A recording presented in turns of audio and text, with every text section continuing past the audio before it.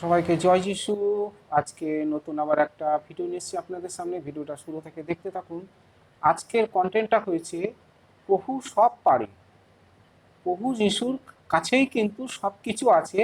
তার কাছ থেকেই কিন্তু আমরা সমস্ত কাজের মানে চাওয়া পাওয়া থেকে আমাদের সব কিছু তার মাধ্যমে কিন্তু পেয়ে থাকি। তাই এই পৃথিবীর সৃষ্টিকর্তা যিনি, তাই প্রভু হচ্ছে ঈশ্বরের একটা অংশ। ঈশ্বর কেবলমাত্র একজন এবং মধ্যস্থকারী কেবলমাত্র একজন। কারণ একমাত্র ঈশ্বর বিদ্যমান আছে, ঈশ্বর ও মানুষের মধ্যে একমাত্র মধ্যস্থতাও আছে। তিনি মানুষ যীশুখ্রিস্ট। তিনি সকলের মুক্তির জন্য মূল্যরূপে নিজেকে কি প্রদান অর্থাৎ প্রাণকে উৎসর্গ করেছেন। এই সাক্ষ্য যথাসময়ে জগৎকে জানানো হয়েছে। এটা 1 তিমথিয় 2:5-6 আছে। ইনি তার প্রতাপের প্রভা ও তত্ত্বের মুদ্রাঙ্ক এবং আপন পরাক্রমের সাক্ষ্যের সমুদয় ত্রাণকর্তা হয়ে মানুষের প্রাণ ধৌত করে সমস্ত পৃথিবীর সমস্ত মানুষের পাপ অপরাধ ধুয়ে মুছে ঊর্ধ্বলোকে মহিমার অর্থাৎ ঈশ্বরের দক্ষিণে উপবিষ্ট আছেন। তার শাস্ত্রের বচনে যা লেখা আছে কার্যক্ষেত্রে কিন্তু তাই হবে, যে মানুষ্যরূপে প্রভু যীশু পৃথিবীর বুকে আসবেন। প্রভু যীশু সমস্ত পাপ অপরাধ সমস্ত মানুষের পাপ নিজের স্কন্ধে তুলে নিয়ে মৃত্যুবরণ করবেন।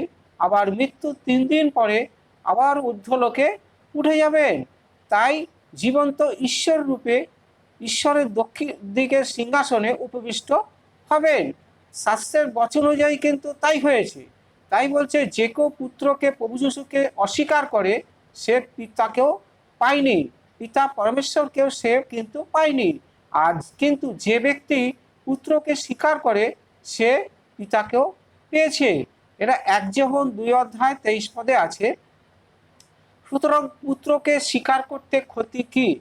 আমরা তো কি পুত্রর কাছ থেকেই সমস্ত কিছু আমরা পেয়ে থাকি।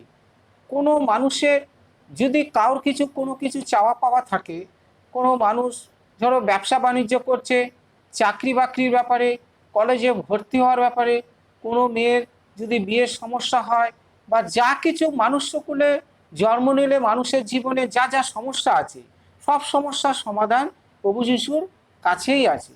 প্রভু যিশুর মাধ্যমে কিন্তু আমরা সমস্ত কিছু প্রাপ্ত হই, পেয়ে থাকি। তাই প্রভুর কাছে প্রার্থনা করলে কোনো মানুষ কিন্তু খালি হাতে ফিরে আসে না। প্রভু ঊর্ধ্বলোক থেকে মানুষের দুঃখ কষ্ট ব্যথা বেদনা সমস্ত কিছু কিন্তু অনুভব করতে পারে।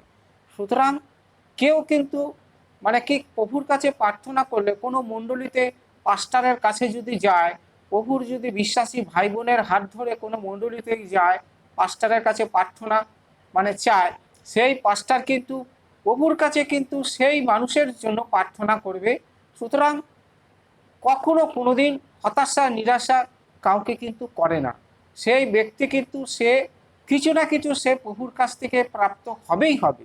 প্রভু কখনো কাউকে খালি হাতে ফেরায় না। সে অসুস্থ পীড়িত যতই হোক, যতই সে পাপী ব্যক্তি হোক, যতই সে অধর্মের পথে যাক না কেন, পাপ অপরাধ থেকে মুক্তি করতে স্বয়ং প্রভুই পারে। সুতরাং প্রভুর কাছ থেকেই কিন্তু আমরা সব কিছু প্রাপ্ত হই, চাওয়া পাওয়া থেকে কখনো আমরা বঞ্চিত হই না। সুতরাং প্রভু সব পারে। প্রভু কি না পারে? সমস্ত কার্যের সাধনকর্তাই হলো প্রভু যিশু। তাই প্রভুকে এই পৃথিবীতে জন্ম দিয়ে পাঠানোর উদ্দেশ্য এই, যেন পৃথিবীর বুকে বসবাসকারী মানুষ প্রভু যিশুর মাধ্যমে সমস্ত কার্যের সাধন করতে পারে এবং চাওয়া পাওয়া থেকে বঞ্চিত না হয়। হালেলুয়া। তো এই জগতে মানুষের সমস্যার কিন্তু শেষ নেই। এক একটা মানুষের এক এক রকম সমস্যা, চাওয়া পাওয়া থাকে অনেক কিছু। তা কেউ যদি বিশ্বাস করে প্রভুর উপরে নির্ভরশীল হয়ে প্রভুর কাছে প্রার্থনা করে, তাহলে কিন্তু প্রভু তার মনের দুঃখ কষ্ট হতাশা নিরাশা বা চাওয়া পাওয়া থেকে কখনো তাকে অবাঞ্ছিত বঞ্চিত করবে না। সে সেই ব্যক্তি যেই হোক না কেন, সে ধনী হোক গরিব হোক অভাবী হোক দুঃখ কষ্ট ভোগ করুক, সে যেই হোক, প্রভু তাহার প্রতি সহানুভূতিশীল হবে এবং তার প্রতি মানে কি সহৃদয় হবে এবং স্বর্গ থেকে দূত পাঠিয়ে সমস্ত কিছু হাত থেকে তাকে রক্ষা করবে। আর প্রভু কখনো কিন্তু কারোর কাছে মানে রাগ করে না যে না ও পাপ করেছে, অপরাধ, অমুক লোকের ক্ষয়ক্ষতি করেছে। তা সুতরাং প্রভু সবসময় মানুষকে মানে অধর্মের পথ থেকে ধর্মপথে ফিরিয়ে আনতে মানে কি সবাইকে বলে যে তোমরা অধর্মের পথ থেকে ধর্মপথে আসো এবং প্রভুর ঈশ্বরের শরণাপন্ন হও এবং তোমরা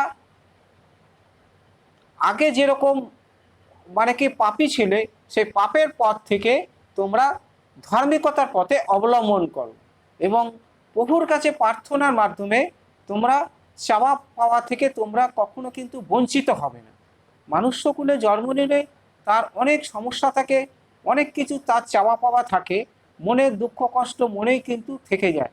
তা প্রভুর কাছে প্রার্থনার মাধ্যমে সমস্ত কিছু মানে তুলে ধরতে হয় যে প্রভু আমার জীবনে এই একটা চাওয়া আছে, এমন কিছু আমার প্রাপ্ত। প্রভুর কাছে প্রার্থনা করলে প্রভু ঠিক বুঝতে পারে।